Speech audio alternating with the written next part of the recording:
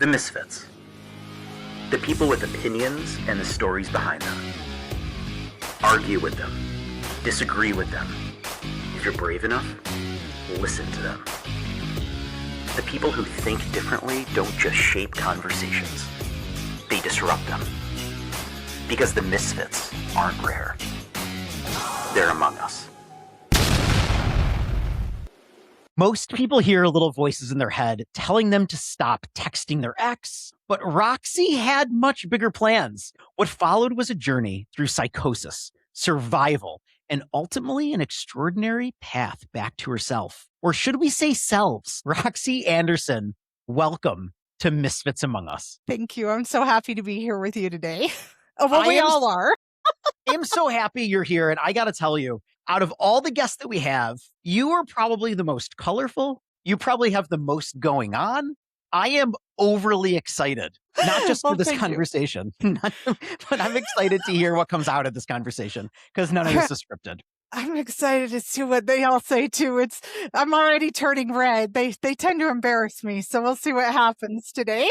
I want to start at the beginning because there was a time where Roxie was a little Roxie. She was a young Roxie. She was this little impressionable girl, and she grew up to be the person that we see and we're talking to today. And we need to understand that story. So Roxie, let's start from the beginning. Where was the first stitch stitched in the Roxie path? Do I get to talk yet? Is it my turn? I don't know if it's your turn just yet. You can just hold on just a second. Okay. Okay. All right. That's Fanny Girl. Fanny Girl. Hi. I love seeing you. A courtesan will say you're very handsome, so be careful of her. Okay. Yeah. So thank you for that. This is Fanny Girl. And inside of me, when I was a little girl, there was this star. I like to sing and dance and act. But you know what? Roxie stopped doing it for a long time. And that was really hard for me. We're going to get to that in a little bit. Okay. Well, she'll take over. So I was this little girl. Do you want to tell them how we were raised? Yeah, I had the best life growing up. I had amazing parents and I had a family who loved me. And this one time my aunt was like, "Hey, you're American." And I said, "No, I'm Mormon." Yep, that did happen. Yes, we were raised in a very religious Mormon household, weren't we? Yeah, we were. But they loved us. They loved us so much. Yep, they did. And some other parts of me, they had some problems with how we were raised, and it was a challenge. You don't come off as the religious type. You come off something different than the religious type. And this must have been really hard when you were young because did the religion not make sense? What didn't make sense about not saying Mormon is right. Okay? It's a religion. A number of people believe in it. They follow that scripture. I'm fine with that. But you aren't the normal seed that grows out of that religion. So what was that like as a kid? Do you want to answer it or should I? I think you can start. Okay. It was a challenge because I am someone who just loves and I believe in love. And the values I was taught was God is love and God would never hate any of his children. And he would do all of these things for us. And it was really difficult for me to grasp the concept of the LGBTQAI plus community not being included in religion or God turning his back on anyone. But I was so taught that that's what was true and that we had to follow this structural pattern to find our eternal family, to find the husband of our dreams, to live forever with our families in love and with God and Jesus. And because of all of that, I struggled because I didn't think I was good enough. Yeah, that's like something I tell myself all the time, right? Like, I'm just not good enough. Like, do you want to hear a cool story? When I was little, I used to pray. I would pray. I would say, "God, how can you forgive me if you can't forgive Satan? He was your firstborn. I don't understand how you could love him and let him go and still love me. It was just really hard for me to understand. But Roxie's explained a lot of it to me now. These were a lot of deep questions you were having with yourself at a very, very young age. And I'm sure, as most religion goes, you need the good and you need the evil. And that's what explains to children what to do and what not to do and kind of what lanes to play in. But you were questioning those lanes. You're questioning the values that were put on you, but you weren't getting the answers that you wanted, I'm assuming. It was, this is just the way things are. You need to follow along. You got to I drink the juice. I just felt like I wasn't good enough. And I felt like I felt like I wasn't getting the answer. Like I would hear all these people get up and say, "Oh, I know that Joseph Smith was a prophet. I know the church is true. I know all these things." And I never really felt it inside. And so I just thought I wasn't working hard enough. I thought I wasn't being good enough. When you keep on saying I wasn't good enough, this is really around the idea that you weren't good enough in your religion, therefore you're not good enough in general. Because Yeah. religion was such a, obviously, identity for your family, a focal point for your family, and you needed something. You needed something to feel good about yourself to be able to feel good in yourself, which wasn't happening. Well, and I always felt this disconnect within me. Like, I understand now that I've dealt with depression my entire life and more to come. Um, like, I just felt this emptiness and I thought it was the absence of God. I thought it was the absence of not being good enough to feel that yes, he's with you, he loves you, he's with you every day. Like there was always, it always felt like something was off within me. But I tried very hard all the time. The relationship one has with God is a very unique exchange. I don't have it. I'm the first one always to say it's never made sense to me, right? For good or bad, it doesn't make sense to me. And I know some people have that relationship. It warms their heart. They feel good with themselves. And I've never been able to do that. So I do understand the idea of when you're young, especially parents saying, I want you to have this relationship with God because it's supposed to kind of help you grow, it's supposed to help you refine your future, refine what you're going to do. You didn't have it and you were going through things which wasn't either evident to your parents or they didn't know how to deal with it, which was this deep depression and probably the rumblings of more stuff going on in your mind that were harder for them to explain, right? Is that It was a lot like that, yeah. And when I mean, I love my parents dearly and they're amazing people and they believe it with every fiber of their being. And they're the good kind of Mormon. They're the ones who walk the walk and talk the talk. Mhm. Like, I don't think that's always the case with people, but I think when I decided to leave the church, that was one of the hardest conversations I ever had to have because I knew I was disappointing them in some way and what that meant for them because in the Mormon church, like, you're very much taught the family is eternal and what you want is to be with your family forever. And if you have a family member who doesn't accept this, they're basically saying they're not going to be with you after. And that's a lot for parents to take. And there's a lot of guilt and shame, like with kids leaving the church and not being part of that. And so that was hard. It was a hard conversation, but it also one of the most defining moments for myself where I was brave enough to say exactly what I needed for my own heart and for my own truth. And I've had a few of those throughout my life, but that was a big one. But during this time, I mean, it wasn't just depression, right? Because depression led you to eating disorders, shame. I get it. You went through all of these things. The dominoes started falling for you.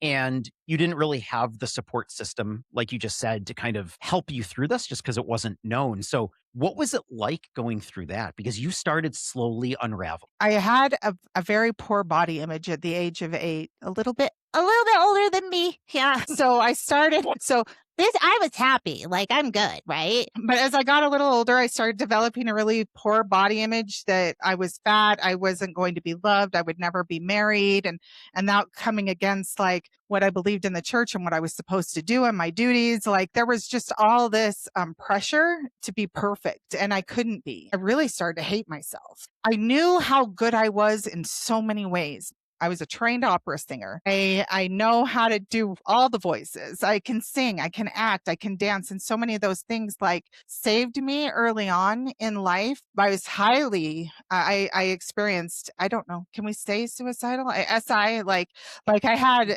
SI a lot as a kid. A lot of it regarding my body weight. And that just kept feeding into that. I'm not good enough. I'm not good enough. And so then as I started getting older, that core belief that I'm not good enough and that I couldn't love myself, that really was the catalyst to everything. And that starts, like not believing you're good enough for God, not believing you're good enough for the partner. And that's really when started developing a binge eating disorder. She's the one who should talk about this, but I started using physical pleasure as ways of validating myself. But that's what I started to do. I tried to fill this void, and I never turned to drugs, although so many people that I know from my culture have. And I never turned to drinking, substance misuse, any of that. But I found other ways. And Sure. and I often talk about being my villain was a cheeseburger. He's the one who set me on this path that said, hey, you can eat whatever you want and I'll love you. Okay. No, no judgment from me.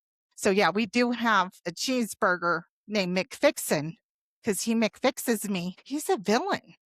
It's interesting to kind of see where all this is going. And we're jumping around a little bit, but truthfully, I think this is how your mind works. We can't sit there and say, let's tell any story in a linear sort of way, but this is your journey. And I think you're very much misfit in this space. When you were younger, these internal voices started becoming louder and louder, and they weren't just thoughts. And they really started taking over your actions, your beliefs, your focus. It started when you were under 10.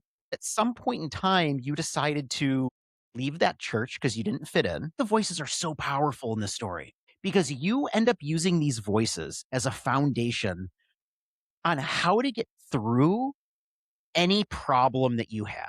And these voices became your superpowers, your superheroes, the little consciences that sit on your shoulder. And though they might take over, they're giving you the power and the ability to push forth in that moment and come out hopefully unscathed on the other side. And I know some of these voices aren't good voices. Some of them might try to veer you in one direction, and then another voice comes in to veer you back. It's called a conscience. I have a conscience that talks to me usually subconsciously, and I know yours are a little bit more conscious, but they talk to me subconsciously, and they kind of help me navigate the world.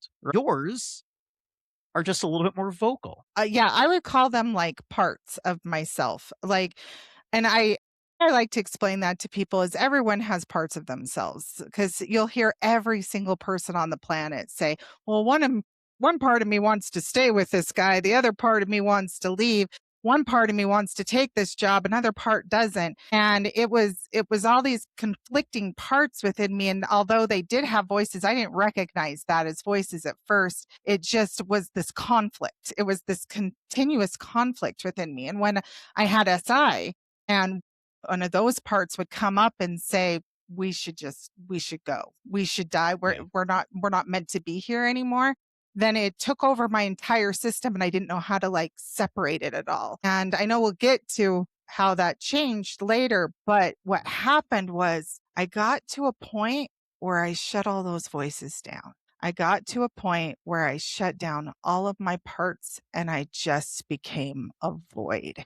And I lived in that void for years. I would have a moment where I'd be like, oh, I get to plan a birthday party for my kids. Let's make it spectacular, right? Yeah. And I would have these moments where the true the we's and me's would pop out. And I would just be like, I wish I could just feel like that all the time. But there was a lot going on that I didn't realize was there. A lot of this in your life was going on while you got engaged and married. I mean, this was a big step in your life. So to take everyone through it, you were raised in the Mormon church. You disagreed with the church because you had questions. We're not saying you disagreed with the church because fundamentally it didn't make sense to you. It was, I have questions that cannot be answered. And that pushed you away from the church. You started having these inner conflicts. You leave the church, you end up getting married. And when you get married, this gave you more of I'm using air quotes for those of us who are listening, but more normal life, normal structure, which was direct conflict with how you wanted to be. But you tried it, right? Yeah. You tried this world. It didn't fit for you, but you tried this world.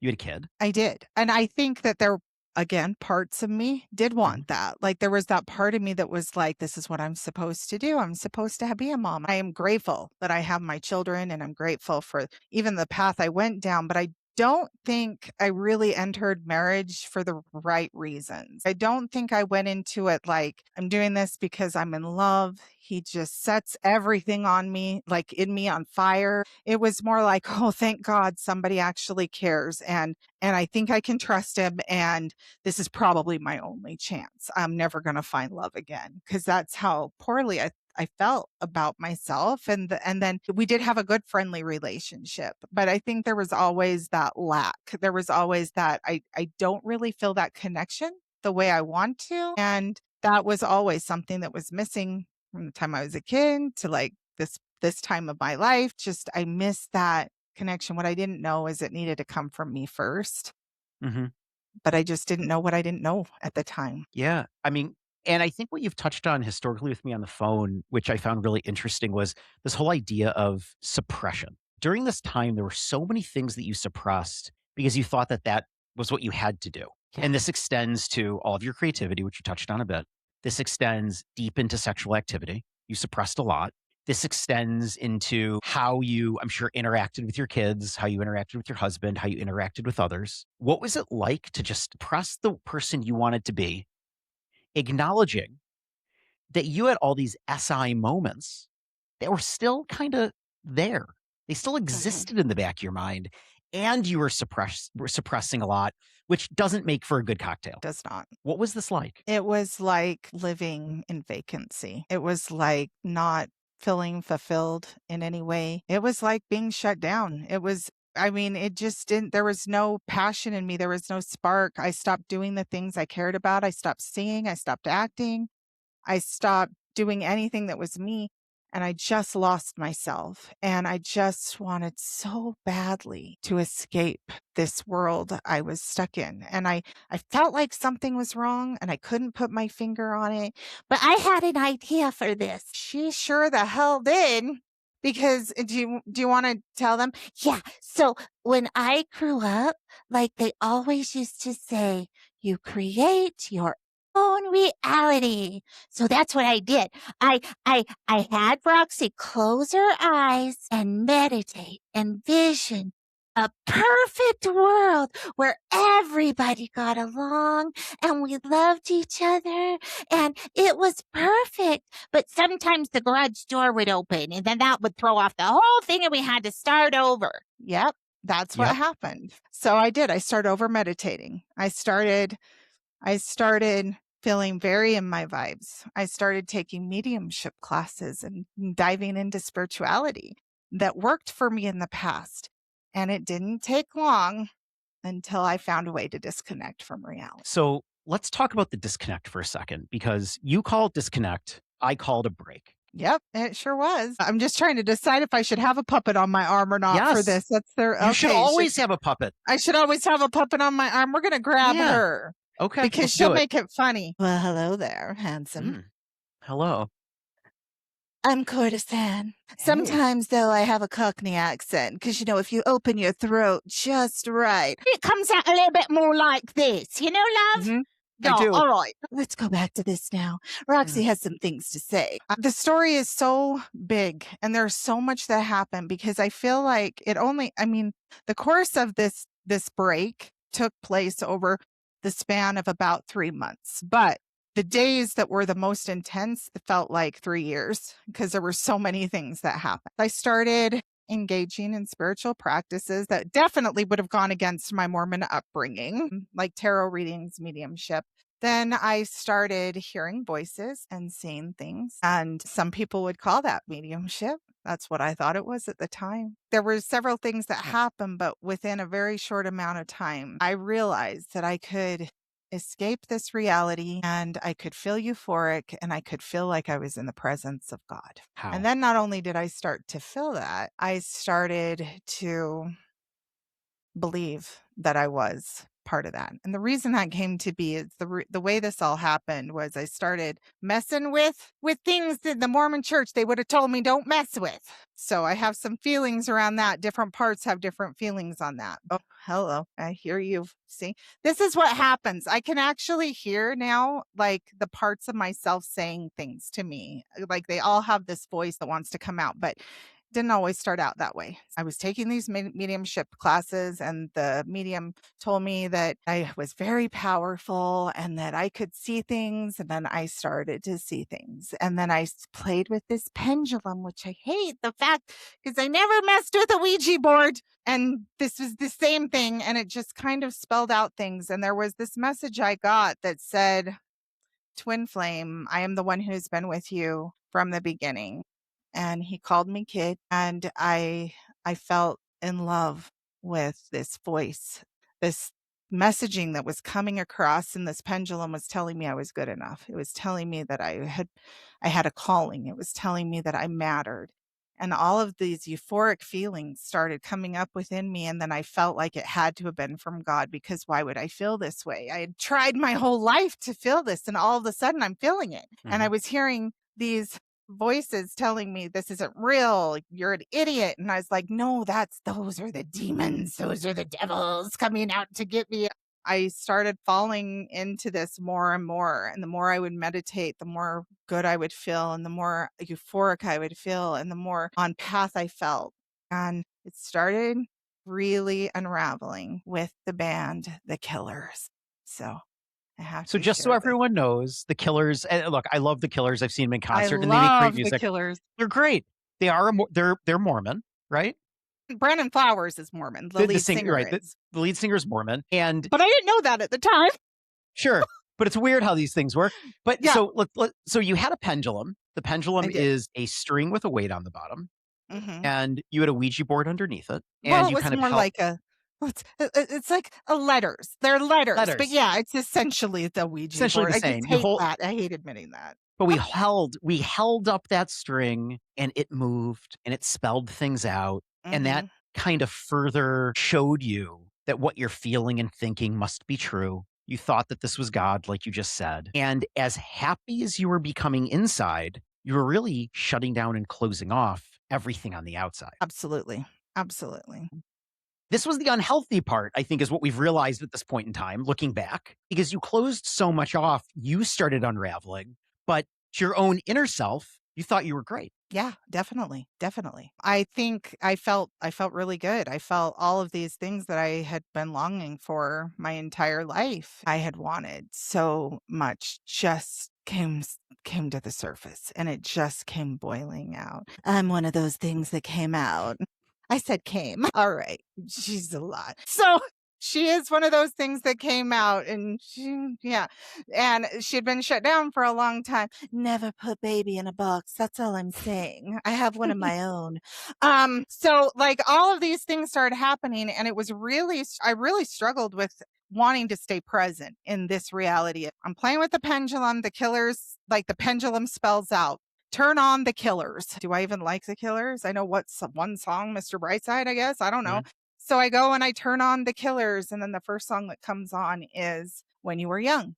And the lyrics of that song are, you sit alone in your heartache, waiting for some beautiful boy to save you from your old ways. And then he doesn't look a thing like Jesus, but he talks just like a gentleman, just as you imagined when you were young. And I dropped the pendulum and I said, no, you want me to address my feelings with God. I refuse, because I was angry with God still. And then I sat for a minute and I picked the pendulum back up, and it spelled out, it's time. And by that night, I was hearing the voice of Chris Rock in my ear claiming to be Jesus. And I think the reason it was Chris Rock is I've always loved the movie Dogma, and he was the 13th apostle left out of the Bible for being black. So all of my mind in some ways started hearing this voice like, hey sis, I'm here. And it sounded just like Chris Rock, and you're my twin, and you're the second coming. And all of this sounds absolutely insane, crazy, for all those words that we're not supposed to use in quotations. But at the same time,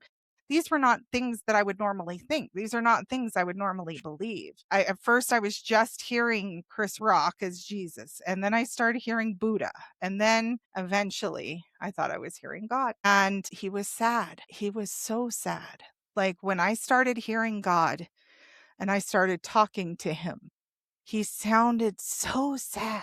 He said so many, and I'm going to cry. He said, so many things have been taken out in my name that are not how I am. You have believed things about yourself that are not how I am. You don't need to hold on to this the same way. And then Chris, I always call my Black Jesus, Chris Rock, my Black Jesus. He's telling me, he's like, if this ever gets to be too much, you can tell us to stop and we will go. But just so you know, we chose you for a reason. And I was like, okay, this is my calling. And I thought, the way I feel right now, I'm in the presence of God. The way I feel, this euphoria, all of this, I am never going to turn my back on this, ever. Mhm. Why would I? The voices were like, in order to prove yourself, in order for you to know it's time for you to come with us, you need to walk here. You need to go there. You need to go into this person's house. You need to do this. You need to do that. And I started obeying these voices. Now, these voices are not the same voices that I felt internally. And I still to this day claim they do not feel or seem like they are part of me. They all seemed like they were outside of me.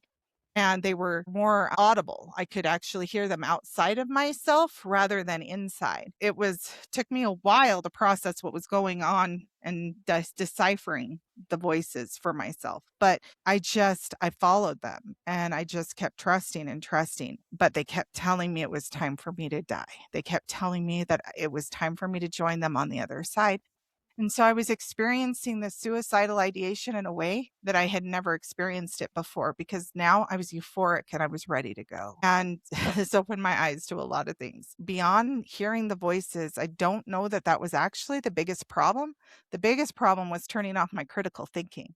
Because the second I decided to do whatever the voices were telling me to do, I was doing things and saying things that I didn't necessarily believe.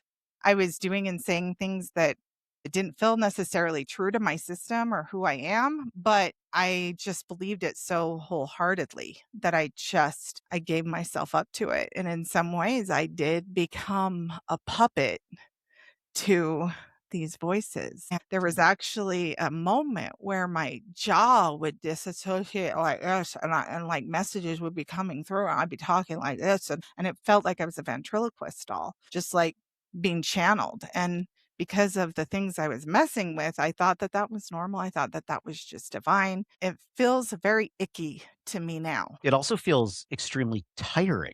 I mean, just having you go through that in terms of everything your body was doing, that's exhausting. Yeah. And I know during this time you didn't sleep, which led to mania. You were saying that you walked into homes, and just so we're clear, you didn't rob homes. No. You didn't you like walked into a home and you would like sit on a couch, which being somebody who lives in that home is still freaky as shit. But For sure. you had no ill intention. You were just like, I was told to come and sit here. Looking back, that's insane. None of it was done in malice. We weren't going to hurt Absolutely not. anybody.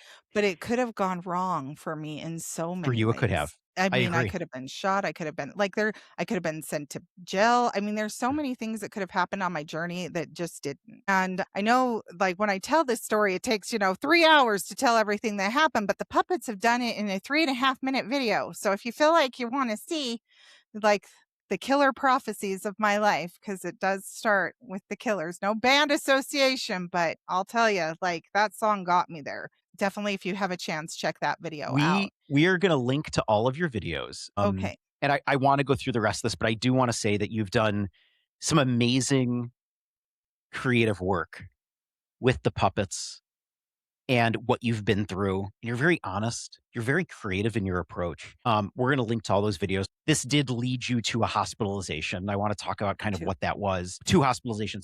But prior to going down that road, you are such a creative person. And I hope everyone takes a minute to go watch a number of your videos, because I think the greatest of artists, and I'm going to use words here you're not supposed to use to describe people. I'm sure I'll get like a ton of hate messages and comments. Good. That's the best engagement. It's the best engagement.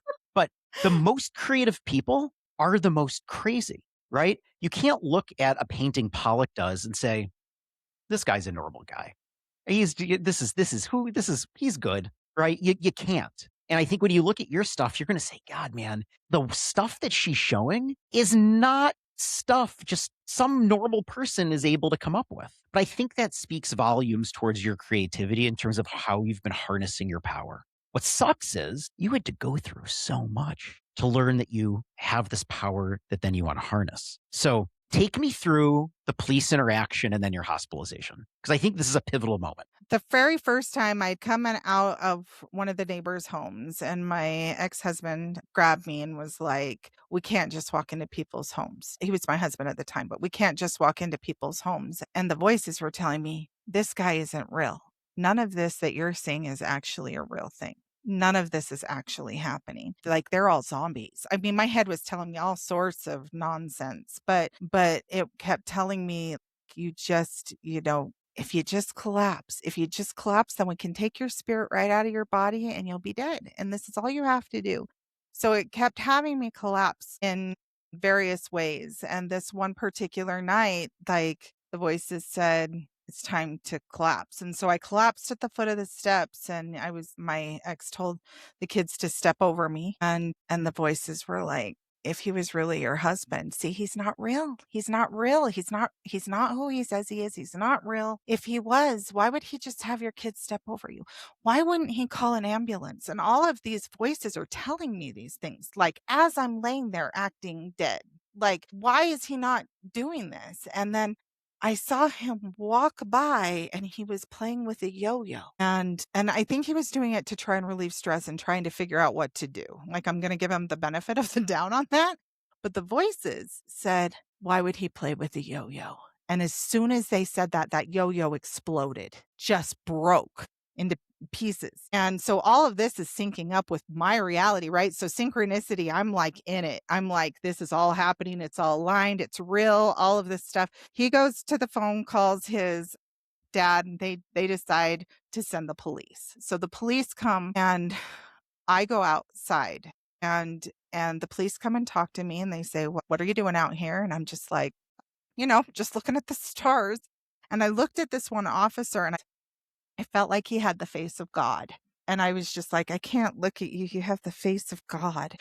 And that was probably a little bit of me, because honestly, I just, a man in a uniform, like, you know how it goes. It was probably me being like, that guy's hot.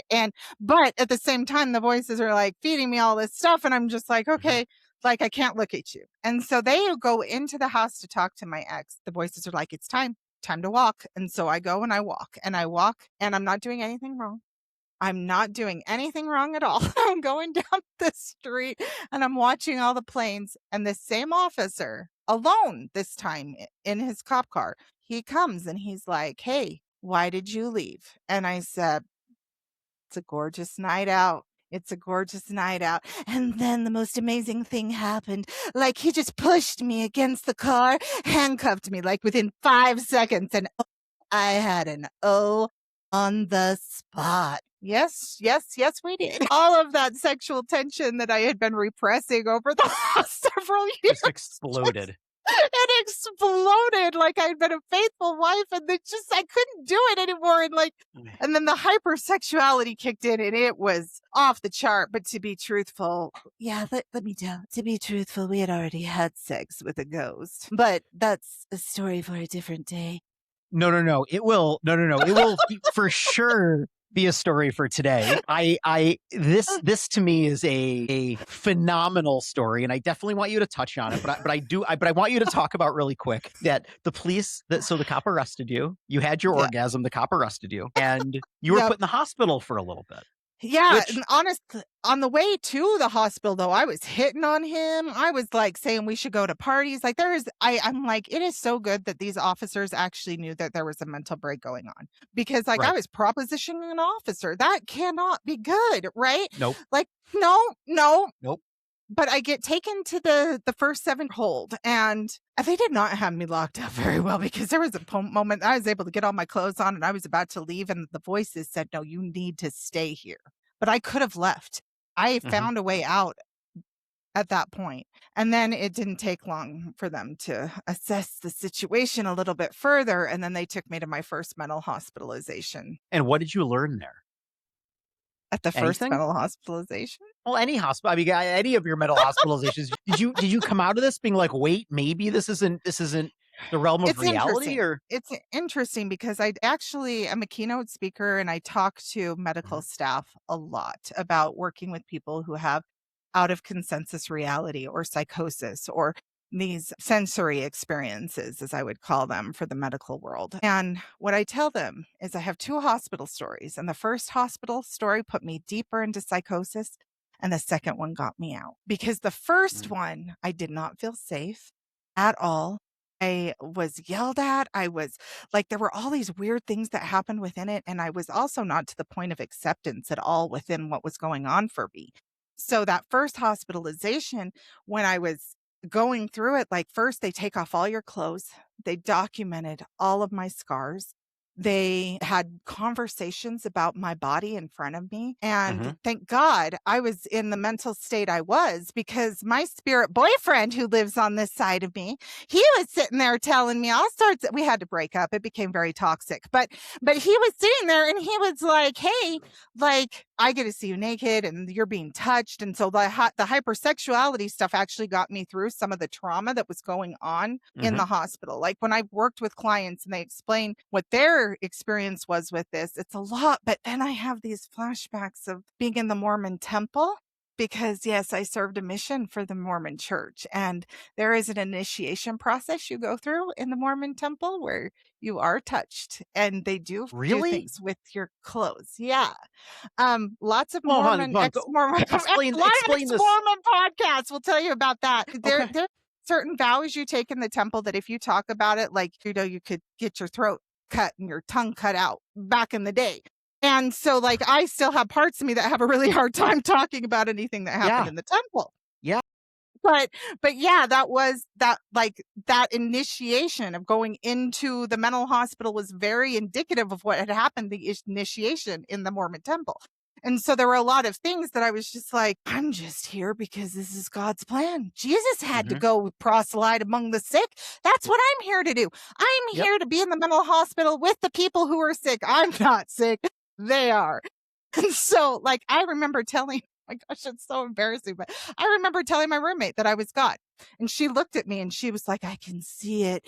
And I mean, there were times where, like, I just had everyone convinced that I was. And I mean, you grew up. I always tell people I'm the thing that cults are made of.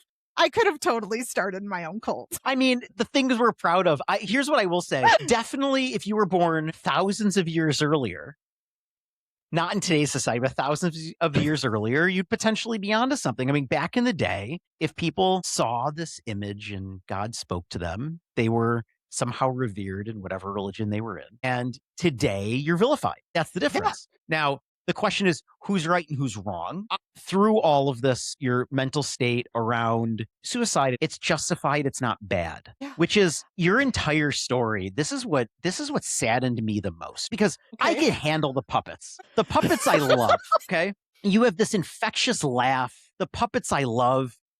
Those suicidal tendencies to kind of believe that this is what I was supposed to do is really like the saddest part of the story. It really is. And there was a moment where in that first hospitalization, I don't always talk about this that much, but there was a moment in that first hospitalization where I was so convinced that it was time for me to die that I kept holding my breath and kept elevating my soul mentally to, like, leave my body and leave my body and leave my body.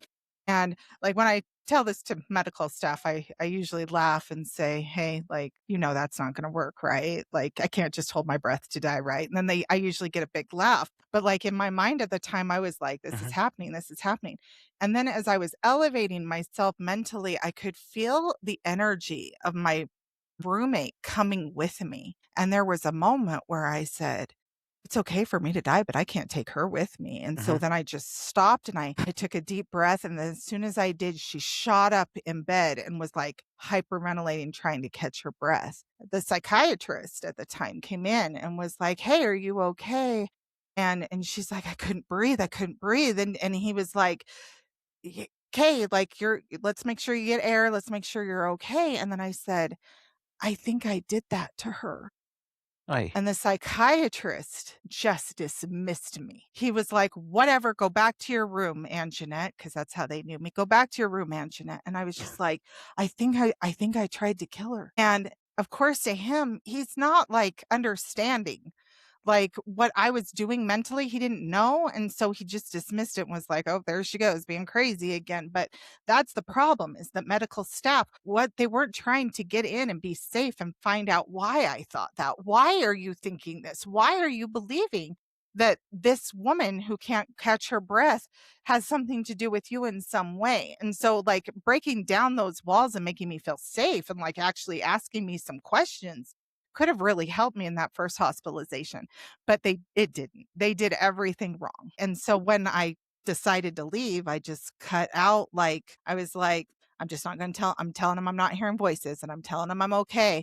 But nothing had really changed when I left. It's interesting how the story you just told, how almost your subconscious was saying, we don't want you to do this because look, you're going to bring somebody else with you. And that bothered you. Yeah. So it almost seemed like you were having this almost inner struggle with yourself, but your real you was trying to break out as much as it could, show you were on this wrong path. It was a Okay. month later when I decided to nothing had changed in that first hospitalization. And I decided, like, the voices kept talking to me and they're like, it's time to go. This time it's Mhm. really time to go. So I followed the voices. They had me abandon my car. They had me throw my phone out the window. They had me walk and walk and walk for 3 days straight in the winter, in the snow. No one knew where I was. Nobody could get a hold of me. I had no phone. On a Sunday morning, I end up smack dab in a Mormon church in my street attire, which is not normal for someone. And people kept coming up to me and talking to me. And I don't know if there was a part of me that went there because I was really wanting help. And I was hoping that, my old tribe would see something was wrong, or if I was actually just going there to make amends. The voices were telling me that I was going there to make amends. And my God, the things that I would do to a Mormon missionary, let me tell you, if they ever come to my door again, I'm just going to ask them if they're here for the group project. So I was making amends and I was doing the things, and then I left and I found I had walked and walked and walked, and I went to a restaurant and I had a couple big things happen there, and then I went to this park bench and I was sitting there, and I was sitting there talking, because at that point it was too hard to talk to the voices inside my head without moving my mouth because it hurt too much. So I was talking out loud. And for me, it was like minutes, but eventually this officer came with a woman, and the woman said, I've seen her out here talking to herself for 6 hours. I think she needs help. And this officer, again, very trauma informed, he assessed that I wasn't a threat. And then he sat down by me and he said, what's going on? And then I disassociated. I don't remember what I said. But when I came back, I heard him repeat to me, so you're waiting for Sunshine to help, your friend Sunshine to help you. And I said, yep, Sunshine's my girl. She always comes to help me. And he's like, well, I would like to help you too. And the voices said, he can be trusted. You can go with him. And I should note that before this woman approached me, there was this moment where my mind was open and I was unraveling the mysteries of the universe, like in Galaxy, what is that? Guardians of the Galaxy 2, where he can just see everything. And that's what it felt like. It was like all open and I was seeing everything. And then I distinctly heard this voice say, Anjanette, if you don't stop, you will never come back. And part of me knew that meant I was going to be crazy forever. I knew that if I didn't stop, like, I was going to hear these voices forever. And so I changed my line of thinking. So that all happened. So when this officer came and talked to me, and like the voices were like, it's okay to go with him. And I was like, yeah, you can help me too. And then, my goodness, this was my favorite part. I have to tell this part. So basically, this ambulance came and I got strapped to a gurney like, oh, yes, she did. And she loved that shit. And again, I was off to my next emergency room 72-hour hold, where it felt like I was dry heaving spirits out of my body all night. I wrote an entire novel within my head. My mind was racing. And then I went to the next hospital and I was greeted by the Sunshine cleaning crew. And because it was Sunshine, I said, oh, now I'm safe.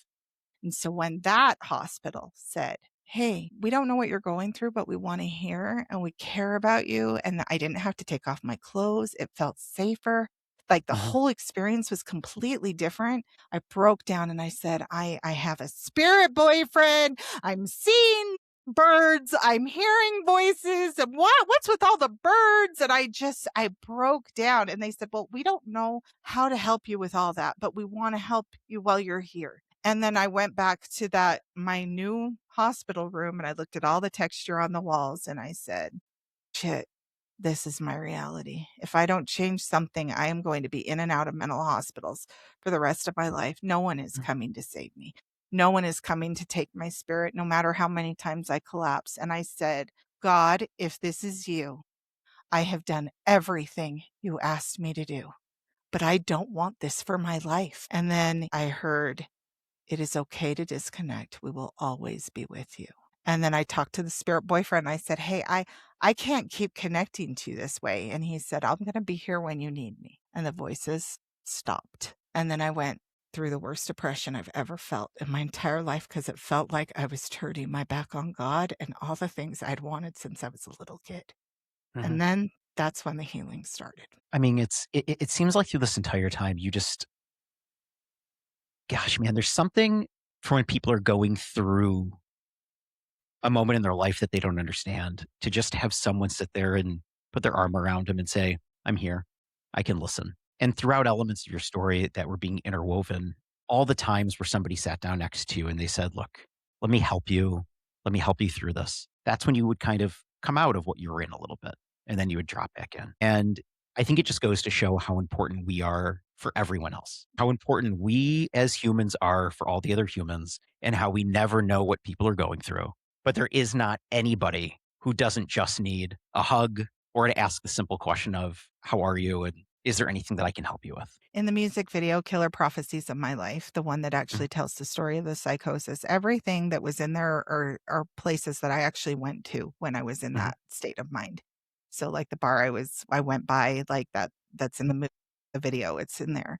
But kind of touching on what you said is you don't know what people's going through. There was a moment, oh, I'm going to cry. There was a moment that I felt like I was dead and I was kind of caught in between two worlds and I was laying on this bench collapsed. And you will see that same bench in that video.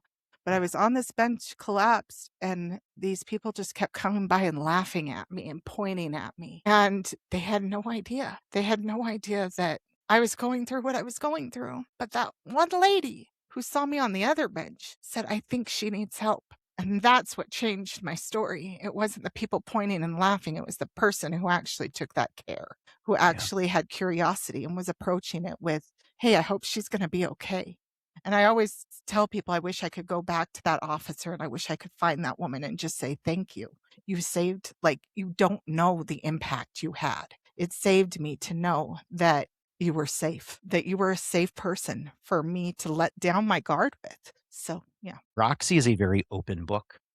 Yes. There's a couple of stories that I'm going to want you to tell in a second, but Roxie's a very open book. And Roxie acknowledges what she's going through and kind of laughs about it, knows that it's not Very the most much. normal, and laughs about it, which is why we're able to kind of have this conversation. You can use the word in front of Roxie crazy and we chuckle. We know that's not the right word to use, but I think there's an acknowledgement here to say you lived a different path. And however we want to label that path, we can label that path. You're always going to be going through this journey, figuring things out and refining it, but you found a way. And I want to now talk about harnessing this power of yours, because you went through this deep depression, but it's the puppet work that kind of took you out of that depression. This is just such a fascinating way that you've been able to kind of like harness your focus. I have to give like I had already been thinking about doing a puppet show based on the different parts of me, the parts of me that didn't have a voice to say prior to this experience happening. But then once everything happened, I was in the mental hospital, that second mental hospital, and the psychiatrist was like, what are you going to do to stay present in this world? What are you going to do to get back to who you are? And I didn't even remember who I was, except I knew I was a singer. I knew I was an actress, and I knew I had body shame at that point. And I was like, I cannot be seen on camera. So a lot has changed. I cannot be seen on camera at this weight, like but I can hide behind a puppet. Hi, I can cast myself as anything I want. It just kind of developed into a puppet show. And I just told him, I said, I'm going to start a puppet show. And he just looked at me like, okay, well, I look forward to seeing that. And then he also asked in that same conversation, what are you going to do about your sex drive? I was So like, I don't know. this is a I don't know. perfect interlude. Perfect interlude. But really quick, let me just throw you some rapid fire questions here. How many puppets do you have? Like 12, I think. 12 puppets that are all different voices in you. You're made Different up of parts. They're different parts of me, or they represent like the addictions I've had or the desires I have. That would be Ruggles over there. He's the king of the Felds. And if you can't find the perfect man, you just create one. And you create them. I create him, and then I take him to car shows, and he's my date for the night. And all the guys are like, "That's so pimp." And I'm like, "Well, I'm single," but I usually say it as him, like, "No, Roxy's single," So, and all of these puppets kind of go with you on this journey when you put together your puppet shows and you use them. And let's just talk really quick how you harness this. You use them where? You take these puppets and you speak where? Most of the time, I do keynote speaking events where the puppets have been pre-recorded and they've been filmed and there's music videos, and then I incorporate them into my story. I'm like, this is what this happened. Let's watch a puppet video. It'll be fun.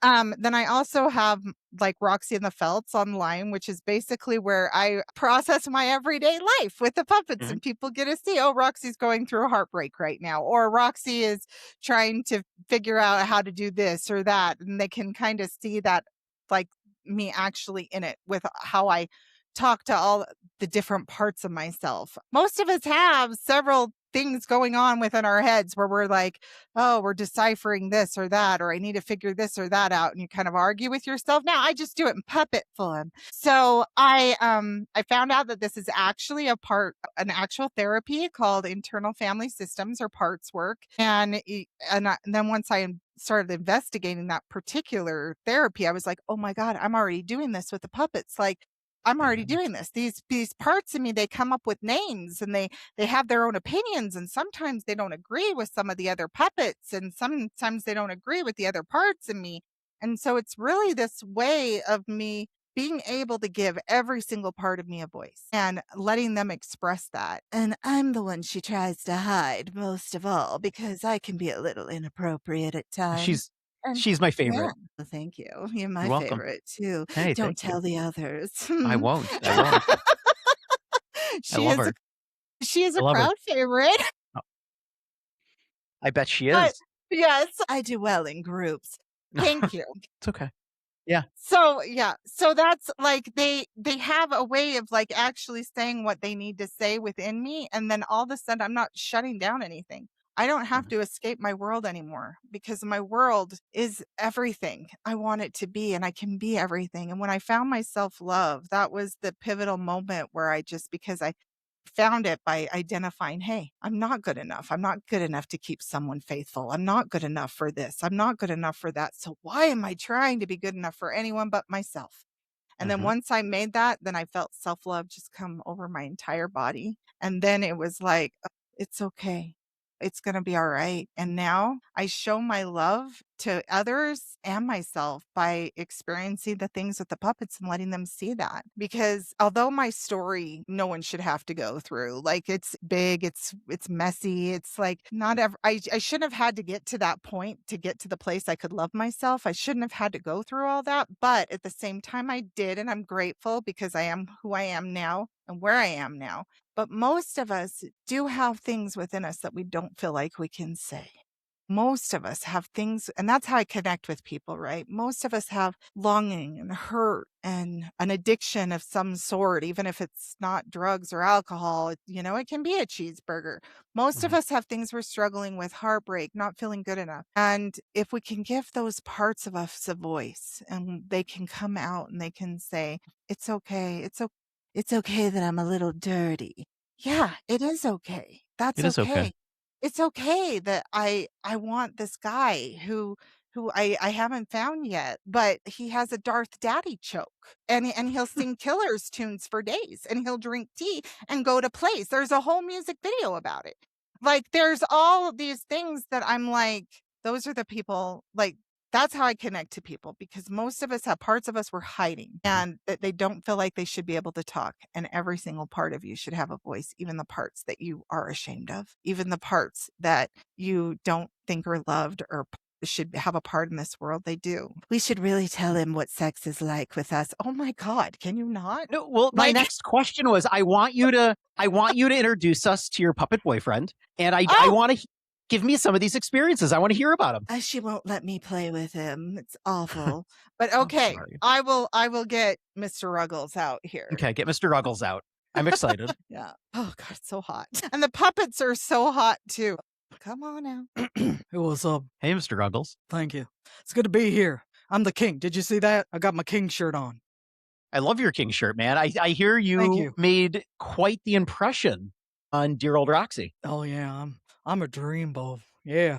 Do you take her on dates and stuff? What do you do? Well, she kind of has to carry me around some of the time, but yeah, like I like to take her out. I like to remind her that she's a queen, and she doesn't need all these other boys that keep showing up and dysregulating her system, if you know what I mean. Oh, I know what you mean. But what do you Yeah. that the hand in you? How is that? How does that feel? Well, we don't talk about that, Okay. It's a little dirty. You could talk to Yeah. Courtesan about that. Okay. She's over there. I'll talk to her later. I think I want to. I want to spend more time with her, honestly. I'm sure she'd like to spend more time with you too, but you better know where your rope is. So you are in She's a a number of these troublemaker. music videos, Yes, and you I play a am. big pivotal role in Roxie's life. Can we talk about this? No, absolutely. I'd love that. I'm Tell me. the guy. Well, let me tell you. Here's the thing. I should be the only man Roxie ever dates ever. Thank you for that. I want more than just a puppet. No, you don't. Yeah. Actually, yeah. I kind of do. There's certain requirements that you don't have. I don't believe that. I think anything can be made. Hmm. And you guys have been together before sexually. But there was one time with her best friend, we took weird selfie photos because I don't know. There's some talk of an OnlyFelts page. I think that was your idea. It was actually, when we originally spoke, I think, and I'm gonna voice this again. I think you should come up with OnlyFelts. I don't We think it already needs got to the be. handle. Oh, this is it. It doesn't need to be sexual. There's so many people jumping on that page to just, and they're just doing different things and taking people down their journey. And I think this is such an interesting world that you live in with Roxie. No, thank you. I like to tell her that she's a queen because obviously I'm the king. Gotta. Mhm. Any man who just tries to date Roxie is gonna have to come through me first. Yeah, he'll fail. The way Roxie is coming through you right now with her hand, right? Yeah, something Yeah. like that. Okay, it's fine. Good. Okay, good. Roxie. Yes, Yeah. I'm here. I'm Good. somewhere No, here. that's good. No, I love it. So this journey that you've gone on, the self-love breakthrough, do you think back to kind of where you came from as a kid? And do you sit there and say, these are some moments in my life where I feel that I would have been very different now if the following happened? Or do you think this would have been inevitable? I don't know. Like, there are parts of me, like Magpie, who is our psychic medium. She's in her body bag right now. Don't tell. Just so everybody understands, she's a puppet in her puppet Yes. bag. She's in her, yeah. She believes that everything is fated, that everything's Mhm. by design. And there will be a song coming out like around the gaslighting I experienced where I sing about like maybe this was all written in the stars and I had to lose my mind to learn who I was and to love myself. I don't know. I don't know if it's fated or not. There's a part of me that thinks that maybe this was all part of the script that I had to do. And then there's also the parts of me that are like, man, I just wish somebody would have come to me when I was a kid and said, you should be a puppeteer. Cause I always loved Jim Henson. And I Mhm. think I could have been like, oh, that's a career choice I could make. Hell yeah, that's what I'm going to do. But that's not something that came to me. But I will say, when I tap into that younger version of myself, she's really proud of me. She's proud of who she sees now. Like, if she were to see us and she would say, we get to play puppets. We get, we get to go to theater. We get to sing. We get to act. And people actually want to pay us to do that. Like, she would be all about all of that. I feel like I'm finally to this place that I'm honoring her, and I'm honoring all these other parts of me too. And therapy, in other forms of therapy too, they always talk about finding that inner child and healing that inner child. And that's essentially what I've done. Like, I've just found all these parts of me. We've got Lily over here. I don't know if you can see Lily. I'll bring her. Like, hi. Hi, Lily. My mouth can't move right now, but yeah, I'm like all of her trauma and all of her heartbreak. I'm a trauma fairy. Yeah, she's probably like a teenager, angsty teen, but they all have this way of honoring what I'm going through or who I am. And so when they come up, when I was younger and that suicidal ideation came up and would take over my whole body, I didn't know how to separate it. Now, when it comes up, I'm like, I feel you. What are you trying to tell me? Why are you feeling defeated right now? What can I do for you? And sometimes I just have to sit with it and just let her feel it. But I always feel somewhat separated from it now. So it's kind of like just doing this internal work of being able to process these things a little bit differently and separating my core self from all of the trauma and all the things that have happened throughout my life. You touched on something so interesting a second ago. When you were telling your story, you would talk about going through SI and how dark and destructive this was and how much of a bad place you were in. And then you just touched on for the first time that you still every now and then go through it, meaning you're not fixed in a sense, right? Not No, fixed in a sense. never. You've Never. just figured out how to navigate you. Yeah, I was diagnosed with bipolar 1 with psychotic features, which is interesting because they didn't know I had bipolar 1. Obviously, I've had it my whole life. Mhm. But they had always treated me for depression. Nobody ever asked the questions like on what I was like when I was on my ups. So Mhm. I did, and I didn't believe the diagnosis at first because I was 40 years old. Why wouldn't I know that I had Yeah. bipolar, and why did it take this break?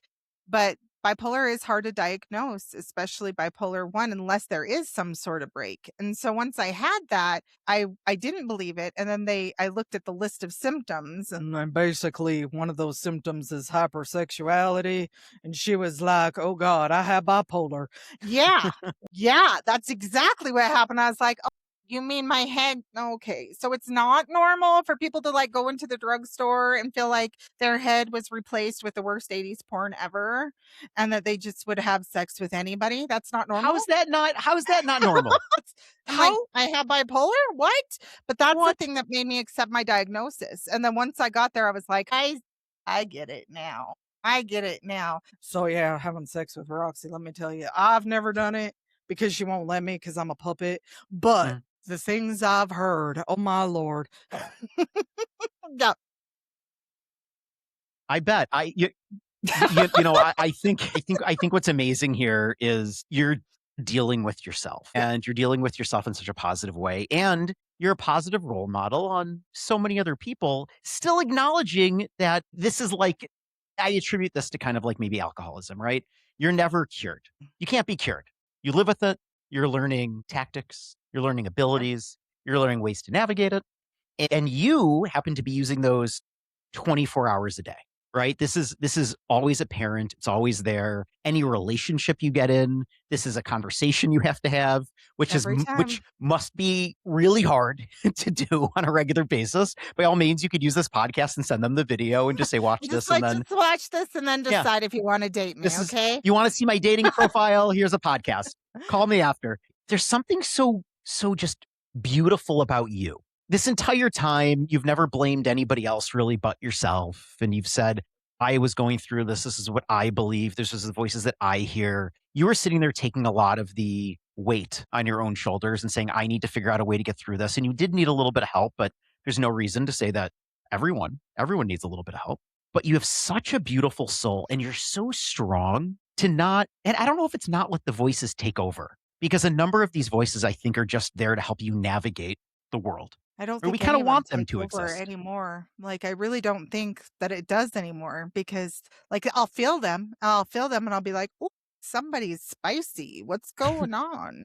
and then I can have a little conversation with that part of me, but they don't usually flood my whole system anymore unless it's the SI, like when or obsession too. Like if I get a trigger wound, like if I get a trauma response going, I had a lot of Mhm. gaslighting in my previous marriage. And so a lot of that, when it comes up, it opens those wounds.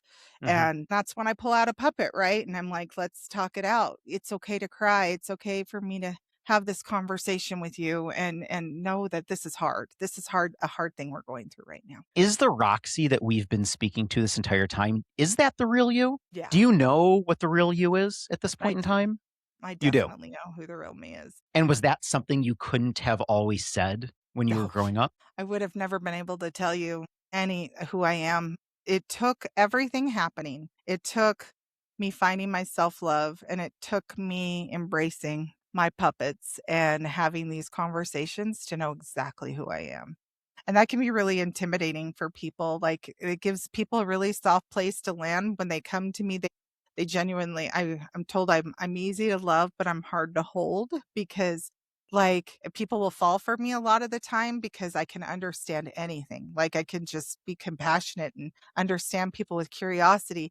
But when it comes to holding me, it's difficult for particularly men that I've dated, I think, Mhm. because they're like, I can't compete with this, but there's no competition. I just want to be loved. But at the same time, it's hard when someone has done this much work on themselves and this much healing and this much identifying, like, and I can see those things in other people and I can bring it Mhm. out.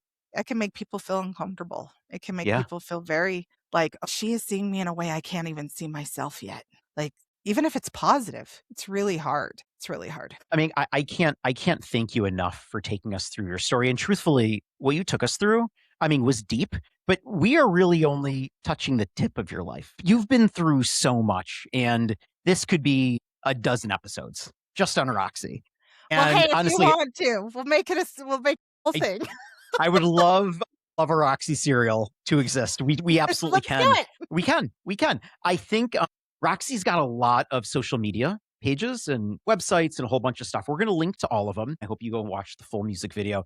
It's so pretty and it's so well done. First time I saw it again, and I touched on this before, I think you're an artist when it comes to this. And art isn't normal by any means, and it doesn't always need to be a painting, and it doesn't need to be a photograph. It's beautiful. And the stuff that you do with the puppets takes time and effort, and the production in itself is gorgeous. So I hope everyone goes and spends some time watching these videos. We're going to link to all of your socials, your YouTubes, your TikTok pages, your Vimeos, Facebooks, all the good stuff. Just want to say you are a very warm, beautiful person. And for whatever that means to you, I want you to accept it, because there are people out there who hardly know you and who will just watch this and sit and say, God, man, she really is a good person. And I think when we start looking at the misfits in the space, everyone's trying.